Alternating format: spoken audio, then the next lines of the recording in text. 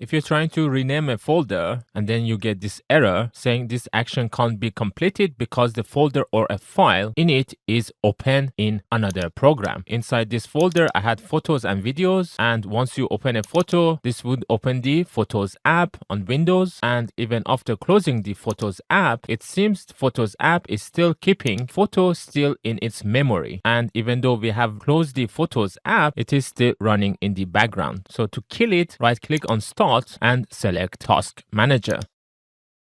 In the Processes tab, scroll down until you see the photos. Select it and then click on End Task. I've also realized there are some other processes that might be keeping your photos open. For example, phone link. Select it and similarly click on End Task. One more app that might also be causing the issue is OneDrive. Select it and then click on End Task. Now you can close Task Manager and then try again to rename the folder, and this time, as you can see, it is working.